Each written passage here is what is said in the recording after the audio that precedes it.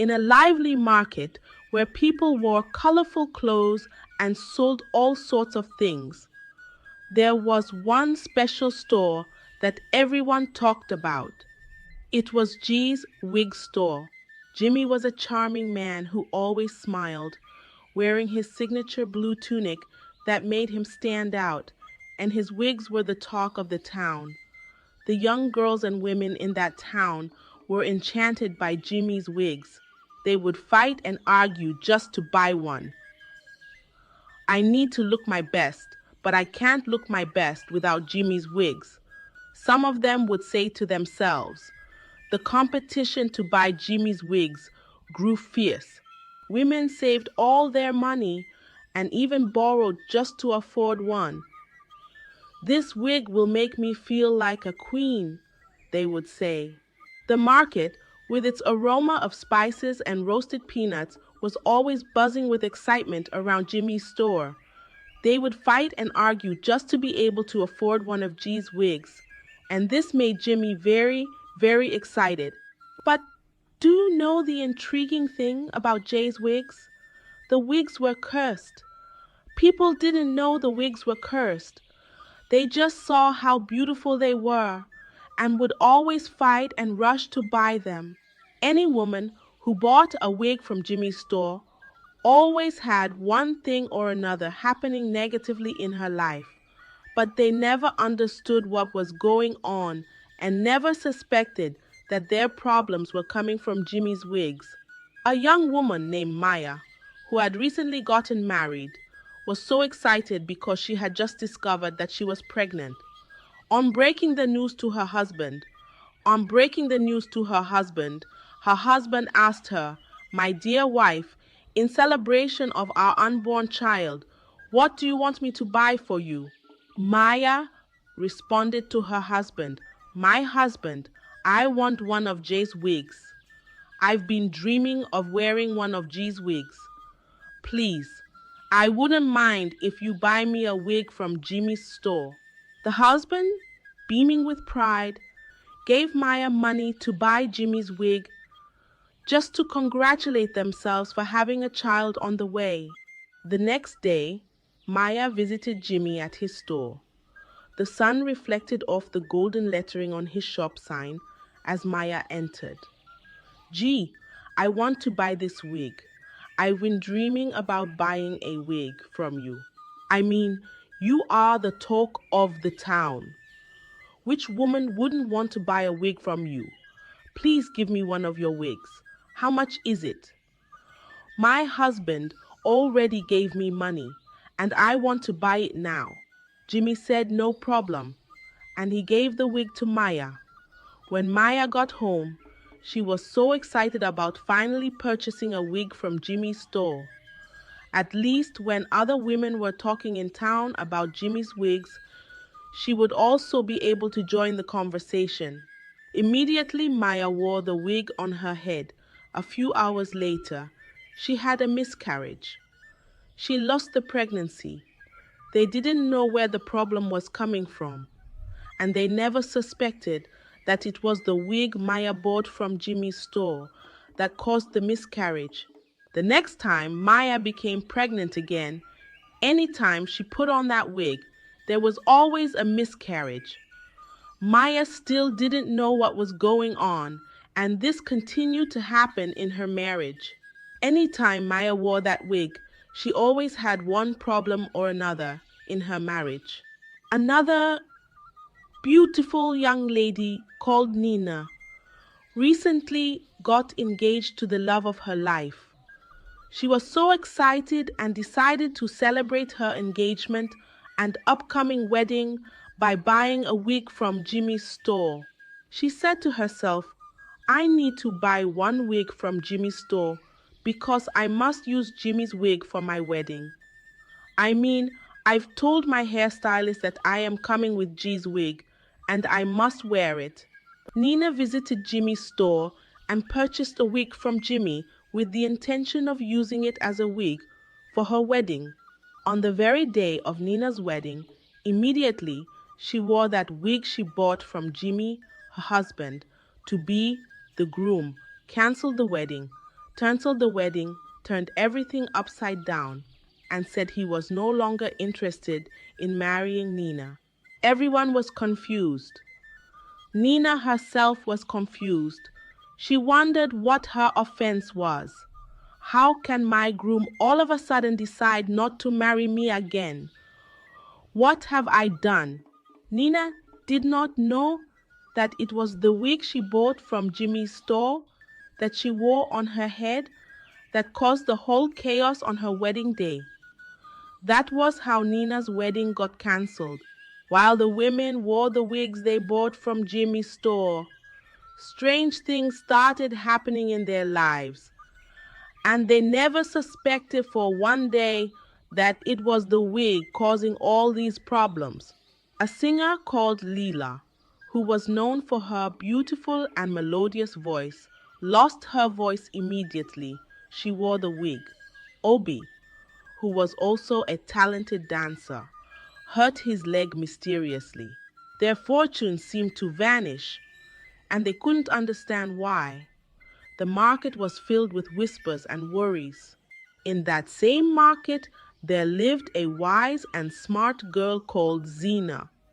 Zena's mother owned a store selling groceries in that market, which always smelled of fresh tomatoes and herbs and herbs.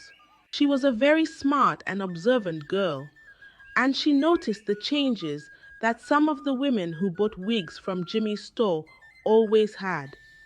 She saw how the women who wore the wigs seemed to lose their talents and luck in the market. She said to her mother, "Mama, have you seen what's happening to the women with Jay's wigs? Imagine that auntie that sells clothes down the road.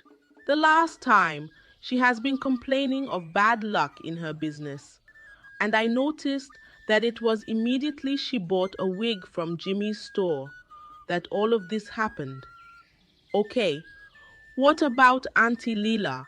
Auntie Leela's business started falling apart, and her husband chased her out of her house. I also observed that it was immediately after she bought a wig from Jimmy's store.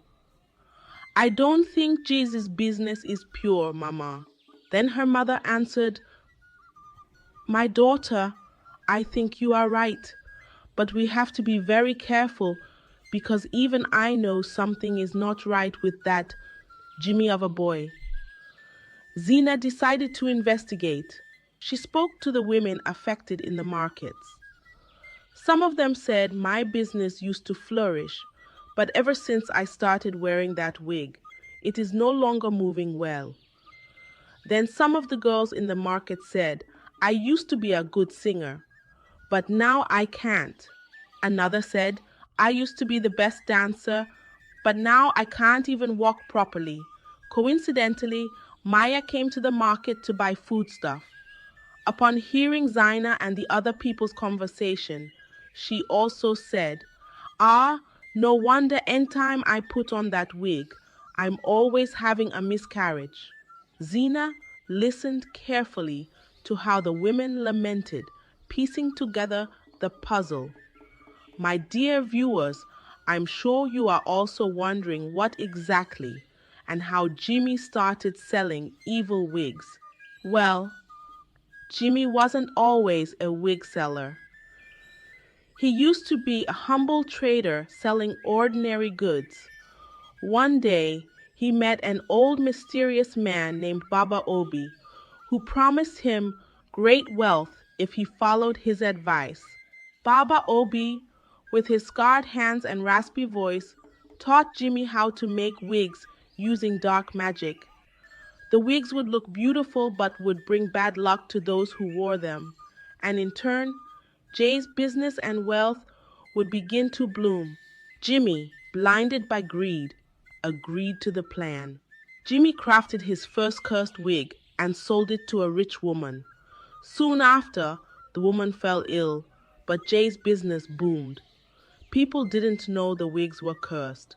They just saw how beautiful they were. Now you know how Jimmy started this evil wig business.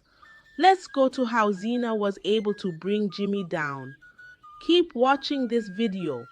Zena knew she had to act, but she needed a plan. She gathered her friends and shared her findings. We need to catch Jimmy in the act. We must show everyone the truth, Zena said. Her friends agreed to help. Determined to stop the evil one night, Zena and her friends followed Jimmy to his secret workshop. They hid behind the bush and watched how he chanted strange words, and this made the wigs glow with lights. Zena's heart raced. They had the proof they needed. The next morning, Zena and her friends confronted Jimmy in the market. "Jimmy, your wigs are cursed. You used dark magic to harm our people," Zena shouted. The crowd gathered, murmuring in shock. Jimmy tried to deny the accusations. "These are lies. My wigs are simply beautiful. Nothing more," he claimed. But Zena and her friends were prepared.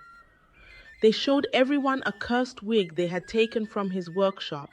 The market fell silent as people looked at Jimmy in shock. "Is this true?" someone shouted. Jimmy's face turned red with anger, but he couldn't hide the truth. The people were angry and demanded answers. Just when everyone thought Jimmy would be caught, Jimmy tried to run away. But Zena had a clever idea. She grabbed one of his wigs and threw it at him.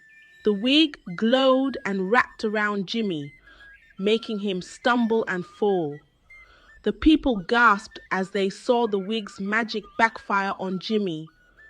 Zena stood tall, showing no fear. "We must stop him from hurting anyone else," she said. The people cheered and praised Zena for her bravery.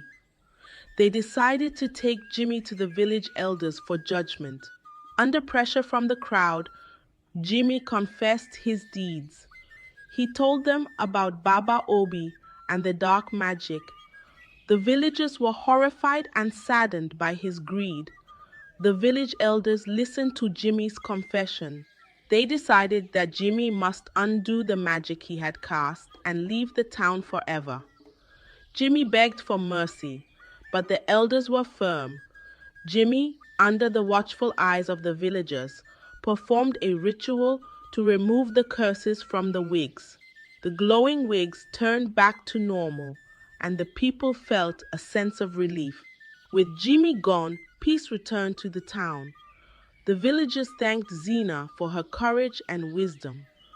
The market was once again a place of joy and prosperity. Zena became a hero, and everyone learned the importance of honesty and kindness. Maya became pregnant and gave birth to as many children as she wanted, including every other woman who had challenges from Jimmy's wigs. All their misfortunes were restored, and that was how the story of Jimmy the Evil Wig Seller ended. The valuable lesson from this story is clear. Do not be blinded by appearances or follow trends blindly without understanding the potential consequences. Not everything that shines is gold, and chasing after popular fads can sometimes bring unforeseen harm or misfortune. Always be cautious. Question things that seem too good to be true, and make decisions wisely. Thank you so much for watching my channel. If you enjoyed this story or learned something new, please like, share, and subscribe.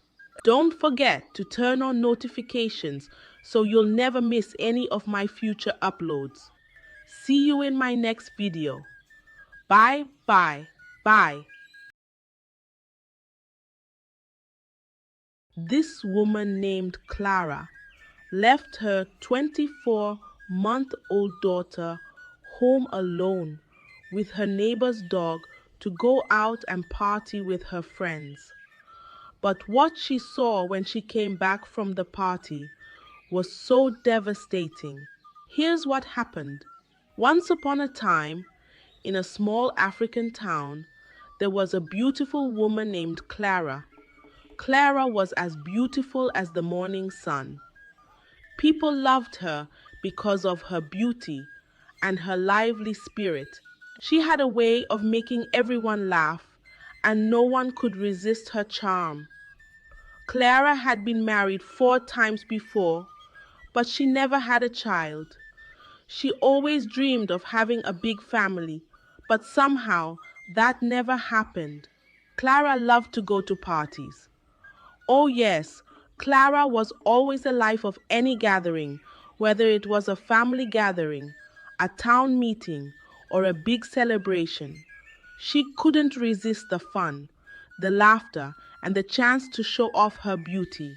She had many friends, and among them were 3 special ones. These were her best friends, the ones who always gave her advice, and Clara trusted them. They told her to never stop living her life and to enjoy herself no matter what. Her first husband, however, was not so happy with Clara's ways. He didn't like how she spent so much time with her friends and went to so many parties.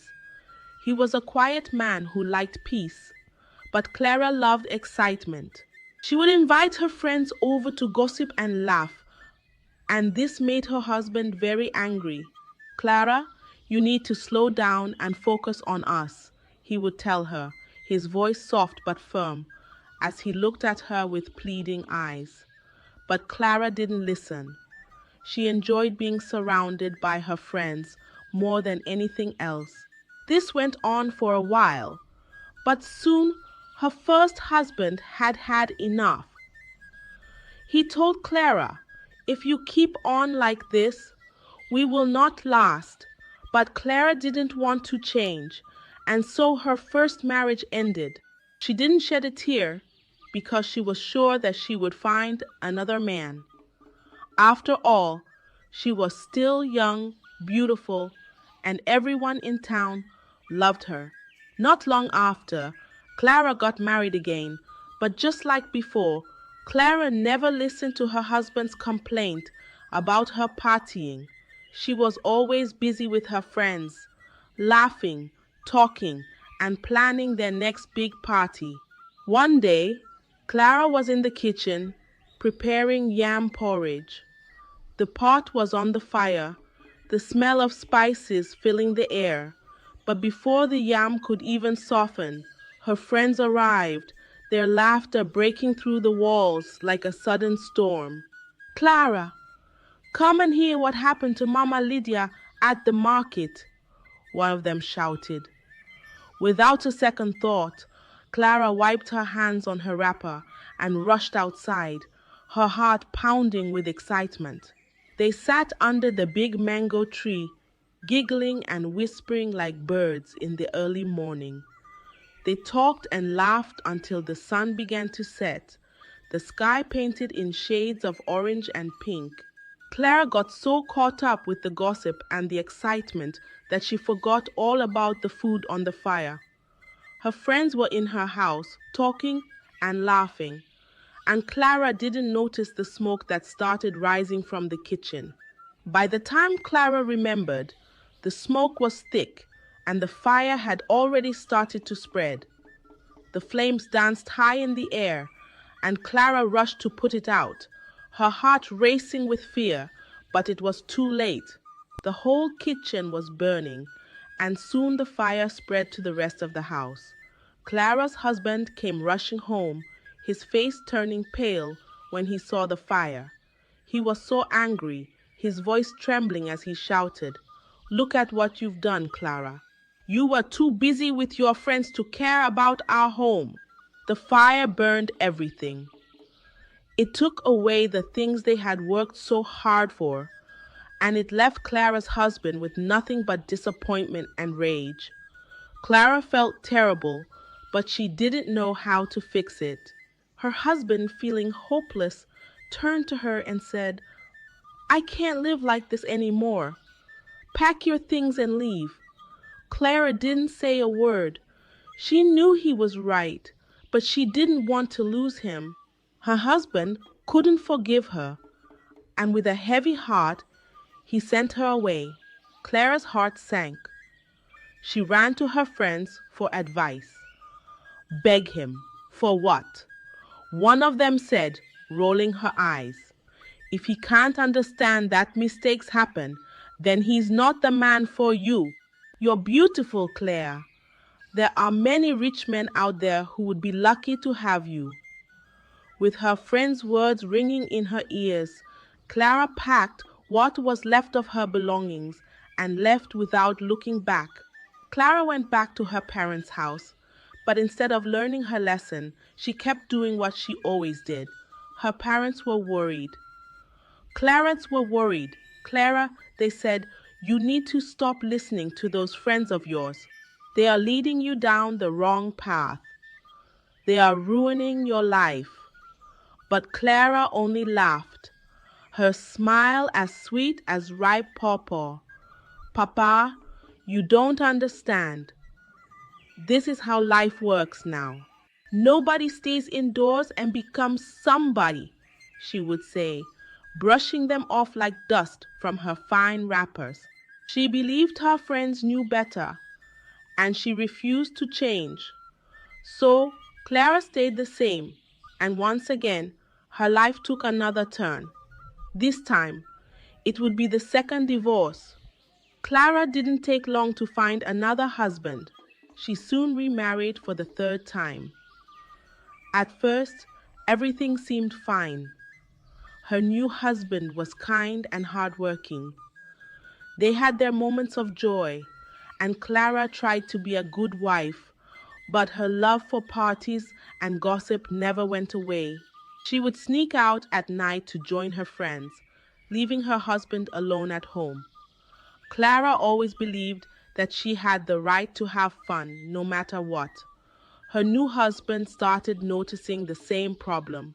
Every time he came home after a long day at work, Clara was either out partying or gossiping with her friends.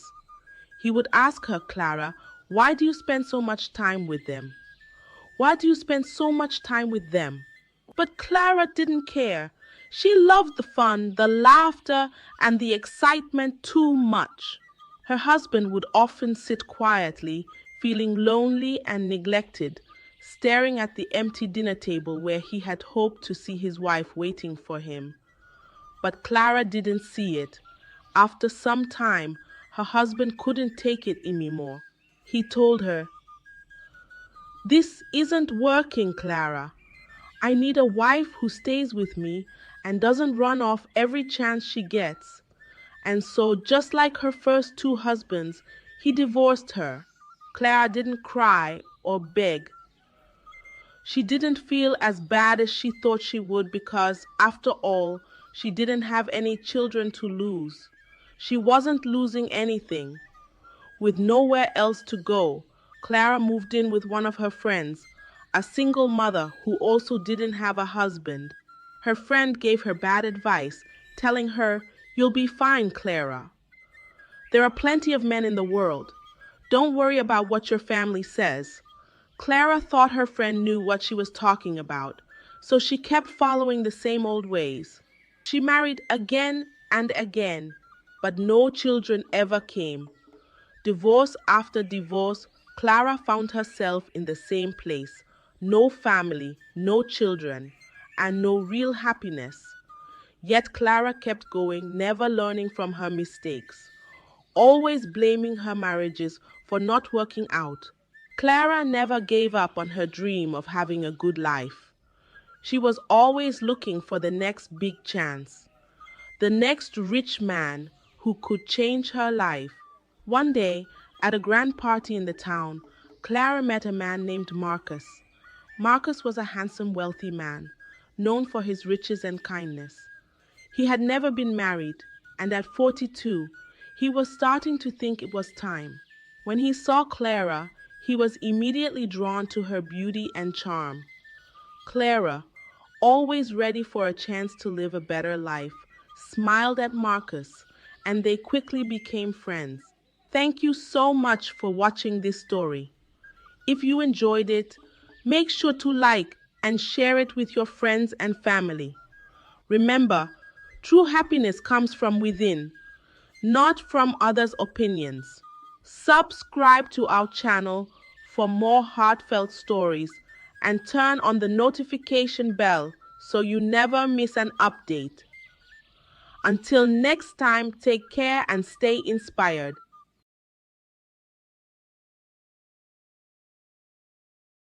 Once upon a time, in a big, bright village, lived Maya. Maya was very wealthy and beautiful. She had a large house, many luxurious clothes, and countless sparkling jewels. Her father gave her all this wealth before he passed away. Everyone in the village said, "Wow," when they saw her. The village children would often peek through the garden gates to catch a glimpse of her fancy dresses. But Maya was different. She preferred to be around people who were as wealthy as she was. She wouldn't play with those who had less, even when they smiled at her, and sometimes she wouldn't even smile back. Her father had not been like that. He was kind to everyone and shared his wealth generously. People loved him very much. They still liked Maya, hoping she would become like her father one day. Maya didn't think much about marriage. Her mother said, "Maya, you're not getting any younger. Find someone nice." But Maya would shake her head and say, "No, I want someone very special. He must have more money than me, be super nice, and never have been married." People whispered, "Who could that be? No one like that lives here." So Maya waited and waited and waited, thinking about the man who would be just right for her. She believed that somehow, somewhere, she would find him. But for now, she enjoyed her wealth, her big house, and her shiny possessions, not ready to share them with anyone just yet. One sunny day, Maya met Leo. Leo was from another village, not too far away. He was rich, just like Maya, and he also inherited his wealth from his family. Just as she did, Leo arrived in a fancy carriage, and Maya was immediately impressed. Maya liked him because he was rich, and Leo liked her too. So they decided to get married and live together. At first, everything was sweet and happy. They laughed, enjoyed delicious food, and lived in a large, cozy house. Maya and Leo seemed perfect for each other. They would host grand dinners where all the wealthy villagers would gather, and everyone admired their lifestyle. But after a while, things started to change. Maya liked making all the decisions. She wanted to be the boss. When Leo said, "Let's do this," Maya would often say, "No, we do it my way." She thought that since she was rich and a bit older, she should be in charge. Leo grew frustrated, but he tried to hide it. He hoped things would get better. One day, Leo had to go on a trip. He told Maya, "Please stay home until I come back." But Maya didn't listen. She went out to have fun with her friends and traveled far away without telling Leo. When Leo came back, he found the house quiet and empty.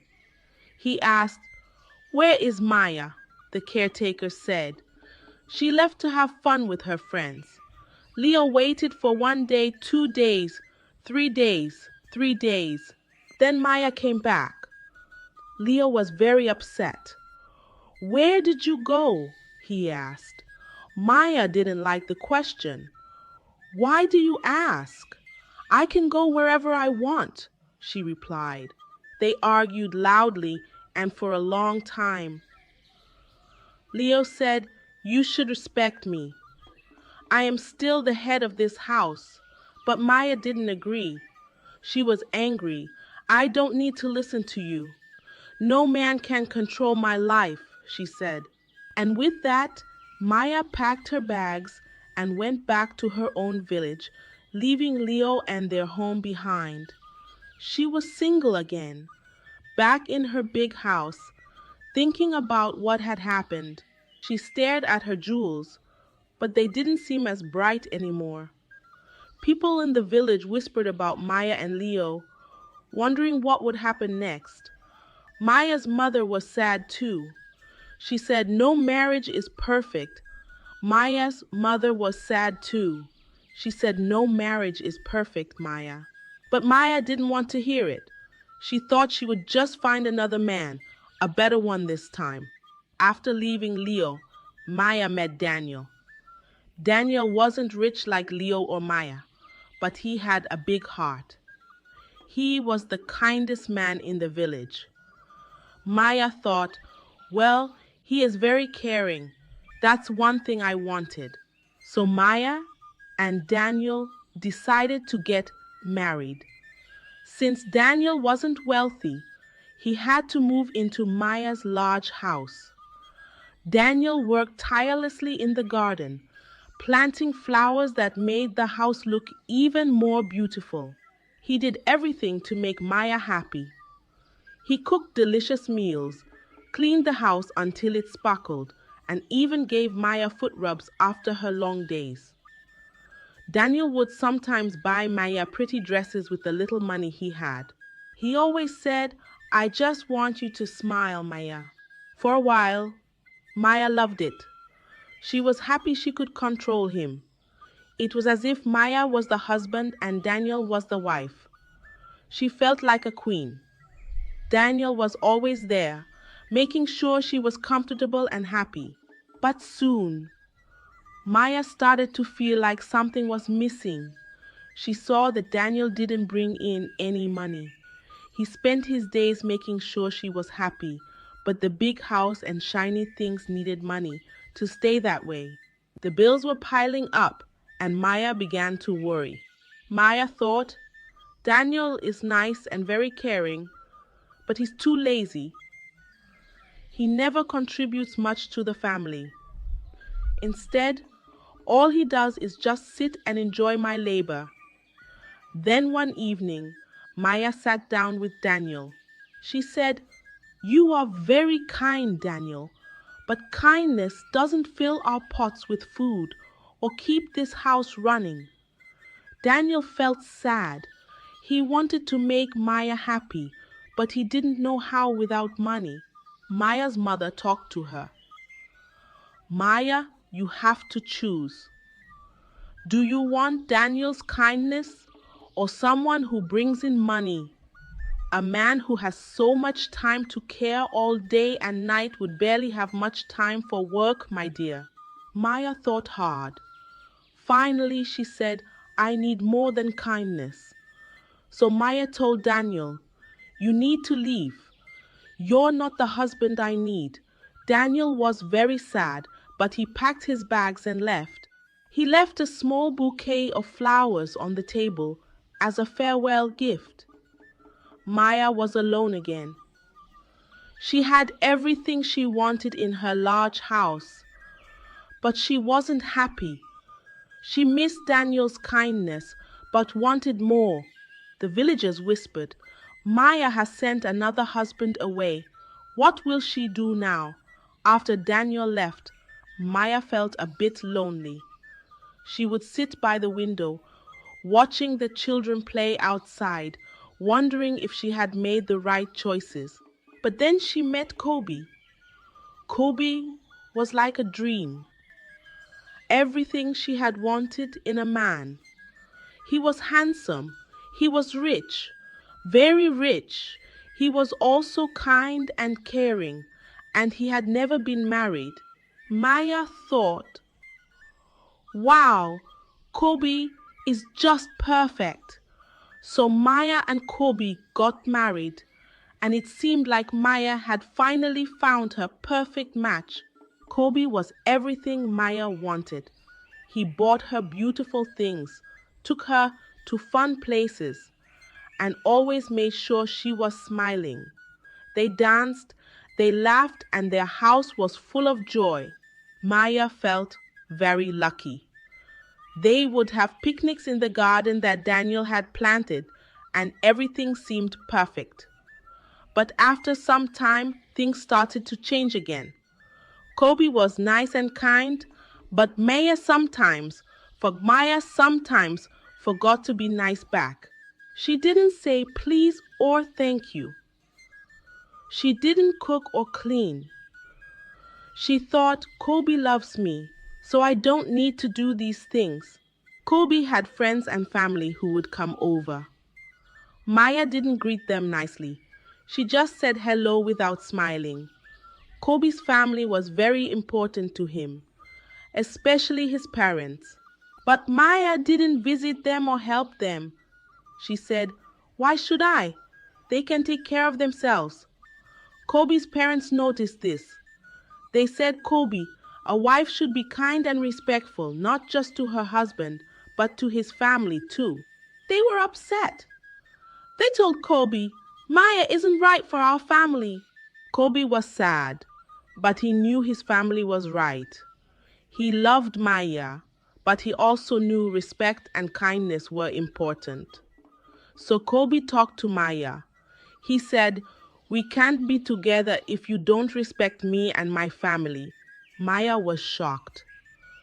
She didn't expect this, but Kobe had made up his mind. Maya packed her things and went back to her village, alone again. Back home, Maya thought about Kobe. She had everything she wanted, but she still wasn't happy. She started to wonder, maybe it's not just about finding the perfect husband. Maybe I need to be a better wife too. But it was too late for her and Kobe. When Maya returned to her village after leaving Kobe, she got a big surprise. A flood had come and washed away much of the village, including the farms that made Maya so rich. The once lush fields were now barren, and many villagers had lost their livelihoods. Suddenly, Maya didn't have all her money anymore. Her large house didn't feel so big when there was no food to eat or money to spend. Maya and her mother had to leave their large house and move into a small hut, much smaller than anywhere Maya had ever lived. At first, Maya felt very sad. She missed her soft bed, her shiny things, and her beautiful clothes. Now she wore simple dresses and helped her mother cook with whatever food they could find. She would fetch water from the well and help repair their small hut. Living in the small hut, Maya started to think a lot. She remembered Leo, Daniel, and Kobe. She thought about how she had acted with them. "I had 3 good husbands," she said to herself, "but I wasn't a good wife. I wanted to be the boss with Leo. I didn't value Daniel's kindness, and I didn't respect Kobe or his family." Maya saw that she had been looking for the perfect husband without thinking about what it means to be a good wife. "I was not nice," Maya realized. "I did not share or help. I only thought about what I wanted." In the small hut, Maya learned to live with less. She talked to her neighbors, the ones she had ignored when she was rich. They were kind to her. They shared their food and stories. Maya started to help others too. She shared whatever she and her mother had. Maya's heart began to change. In the small hut, she learned to say please and thank you. She learned to listen and not always be the boss. She found out that being rich with money wasn't the same as being rich in heart. One day, Maya said to her mother, "I was wrong. It wasn't my husband's fault. It was mine. I forgot to be kind and respectful." Her mother hugged her, happy to see Maya's growth. Living simply, Maya learned a big lesson. She discovered that being happy doesn't require lots of money or being in charge. Happiness comes from being kind, sharing, and respecting others. Maya was ready to be not just wealthy, but also a good person. As Maya started to live her new, simpler life, she met someone unexpected. His name was Luca. Luca was very different from the men Maya had married before. He wasn't rich, and he had been married once. He didn't match any of the things Maya used to want in a husband, but there was something special about Luca. He was kind, he laughed a lot, and he cared about Maya in a way no one had before. Maya and Luca became friends. They talked, helped each other, and laughed together. Luca would bring her small gifts like flowers or fresh fruit from the market, and Maya appreciated the thoughtfulness. Maya liked how Luca made her feel.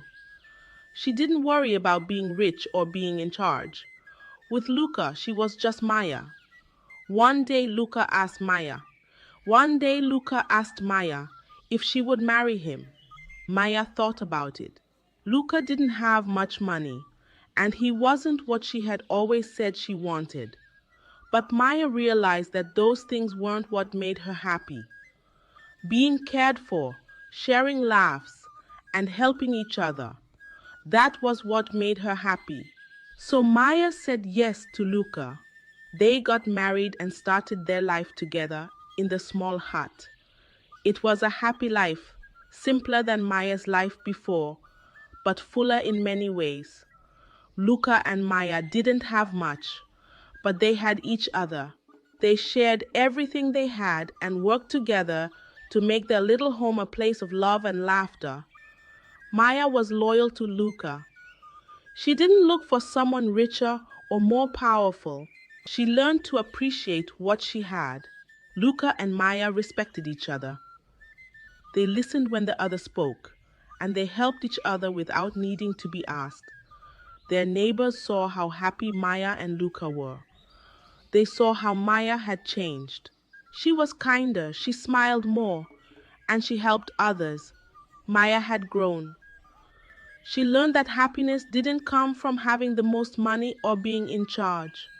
Happiness came from sharing life with someone who cared, from being kind, and from being content with what you have. Maya and Luca's marriage was not like the stories of riches and palaces. It was a story of true happiness found in a small hut with simple clothes and simple food. But it was their story, and it was their story, and it was filled with love. Maya finally found what she was looking for, not in wealth or power, but in a heart that matched hers. In the quiet of a beautiful evening, Maya sat outside her small hut, looking at the stars. She thought about her long journey, from the days of living in a big house with many shiny things to now living simply with Luca. Her heart was full. Maya remembered how she once thought that having a husband who was rich, caring, and never married would make her happy. She had married Leo, Daniel, and Kobe, looking for happiness in what they could give her or how they made her feel. But each time, something was missing. It wasn't until everything changed, until she lost her wealth and lived a simpler life, that Maya found true happiness with Luca. Maya learned that happiness wasn't about being rich or being in charge. Happiness was about sharing, understanding, and loving. She learned that no marriage is perfect.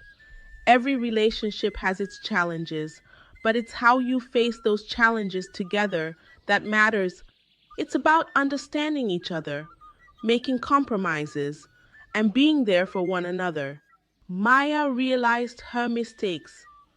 She saw that she had been looking for perfection in her husbands without being willing to give the same in return. She understood that a happy marriage isn't about finding someone who meets all your criteria, but about building a life together where both partners feel valued and loved. As Maya looked at the stars, she felt grateful for her journey. It had taught her about the true meaning of love and happiness. She was thankful for Luca, for his love, and for the life they shared together. The moral of Maya's story is clear. No marriage is 100% complete. What makes a marriage perfect is not finding the perfect person, but finding someone you can grow with, understand, and compromise with to build a strong, loving relationship. Happiness comes not from seeking perfection in others, but from appreciating what you have and from the love and understanding you share together.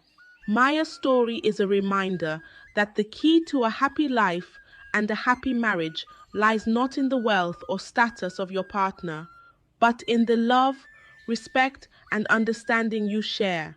And that, in the end, is the most precious thing of all. Thank you for joining us for this heartfelt tale. If you found value in Maya's journey, please like this video and share it with those you love.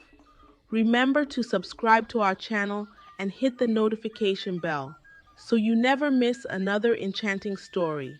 Let us continue to learn, grow, and discover the beauty of life's lessons together. Goodbye.